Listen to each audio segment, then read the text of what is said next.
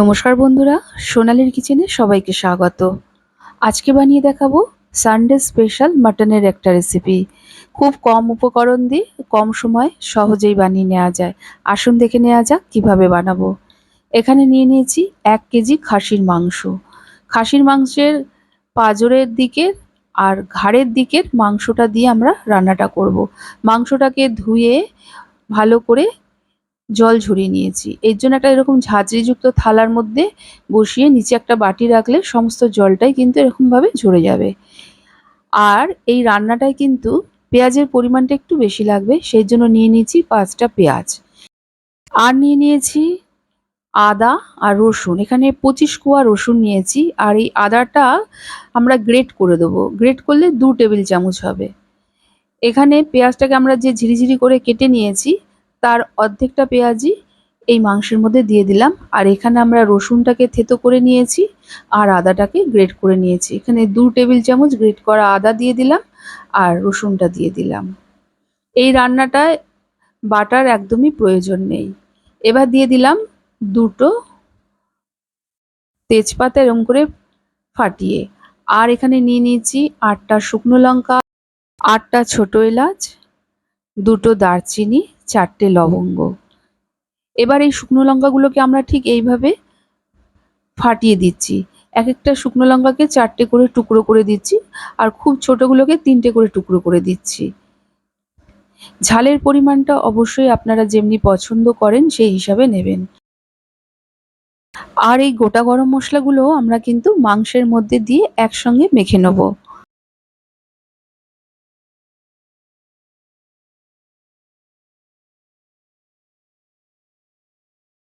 আর এখানে নিয়ে নিয়েছি 1 চামচ গোটা গোলমরিচ। এই গোলমরিচগুলোকে আমরা আধা ভাঙা করে নেব। মিহি গুঁড়ো করব না, কিন্তু আধা ভাঙা করে নেব এইরকম। এখন এটাকে আমরা এই মাংসের মধ্যে দিয়ে দেবো।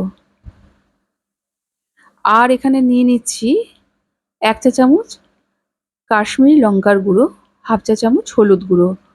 আর এখানে নিয়ে নিয়েছি 4 টেবিল চামচ টক দই। এই দইটাকে আমি আগে থেকেই ফেটিয়ে রেখে দিয়েছিলাম, সেটা দিয়ে দিলাম। আর 2 টেবিল চামচ সর্ষের তেল। এবার মাংসটাকে আমরা ভালো করে মেখে নেব। তারপরে এটাকে অন্তত 45 থেকে 1 ঘন্টার মতো ঢেকে রেখে দেবো।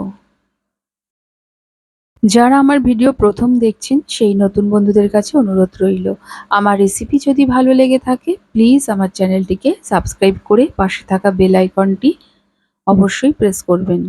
এতে আমি যাই রেসিপি আপলোড করি না কেন নোটিফিকেশন সবার প্রথম আপনার কাছে গিয়েই পৌঁছাবে।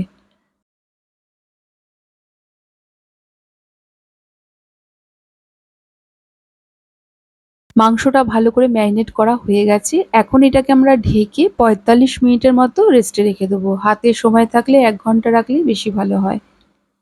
এবার চলে এলাম রান্নায়। এই রান্নাটা আমরা আজকে পুরোপুরি প্রেসার কুকারে করব। প্রেসার কুকারে করলে সময়টাও কম লাগে আর গ্যাসেরও সাশ্রয় হয়। প্রেসার কুকারে দিয়ে দিলাম 100 গ্রাম সর্ষের তেল। তেলটা ভালো করে গরম হলে 1 চামচ চিনি দিয়ে দিলাম। এবার চিনিটা ভালো করে গলে গেলে তেলের সাথে ভালো করে মিশিয়ে নিলাম। তারপর বাকি যে পেঁয়াজটা আছে সেই পেঁয়াজটা দিয়ে আমরা কিছুক্ষণ রান্না করে নেব।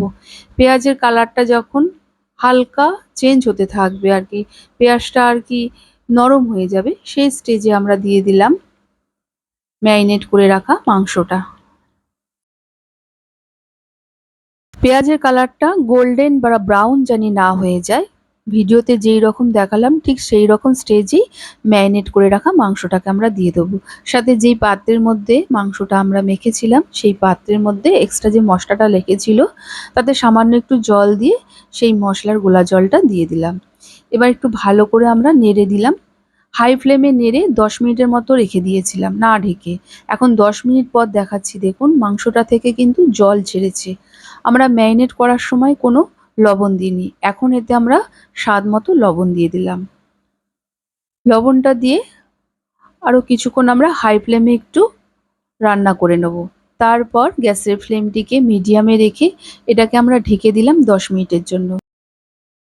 এখন 10 মিনিট পর ঢাকাটা খুলেছি। এখন দেখুন মাংস থেকে জল অনেকটাই বেরিয়েছে। এখন গ্যাসের ফ্লেমটিকে হাই আর মিডিয়ামের মাঝখানে রেখে না ঢেকে এইভাবে মাংসটাকে আমরা কষিয়ে যাব। কষাতে কষাতেই দেখবেন মাংস থেকে তেল ছেড়ে আসছে। খুব ভালো করে কষিয়ে নিতে হবে। প্রায় ২০ মিনিটের মতো মাংসটাকে আমরা কষিয়ে নিয়েছি। এখন দেখুন কি সুন্দর তেল ছেড়ে এসছে। এই স্টেজে কিন্তু আমরা মাংসতে জল দিয়ে দেবো, আর জলটা অবশ্যই গরম করে দিতে হবে।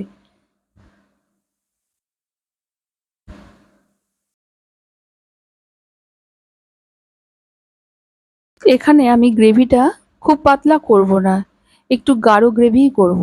সেই জন্য এখানে আমরা দিয়ে দিলাম ১.৫ গ্লাস গরম জল। জলটা দিয়ে ভালো করে মাংসের সাথে মিশিয়ে নিতে হবে।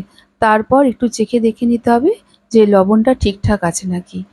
আমার এখানে লবণের প্রয়োজন আছে, তাই এখানে স্বাদ মতো লবণ দিয়ে দিলাম। লবণটা দিয়ে ভালো করে মিশিয়ে নেওয়ার পর গ্যাসের ফ্লেমটিকে হাইতে রেখে এটাকে আমরা ঢেকে রান্না হতে দেবো।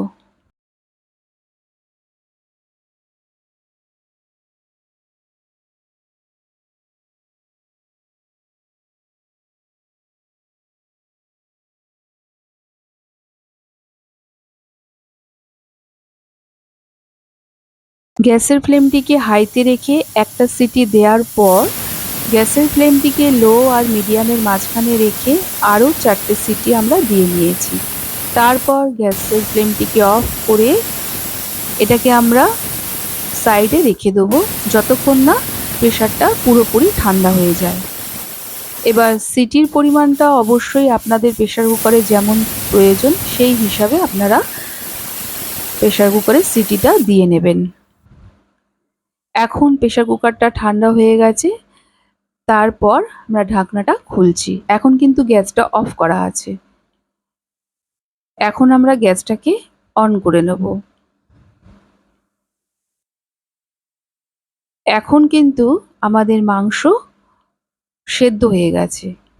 এতে আরও দুটো জিনিস আমরা দিয়ে নেব। দিয়ে দিলাম কটা চেরা কাঁচা লঙ্কা, আর দিয়ে দেবো একটা মিডিয়াম সাইজের পাতিলেবুর অর্ধেকটার থেকে আমরা রস বার করে নিয়েছি, সেই পাতিলেবুর রসটা দিয়ে দিলাম।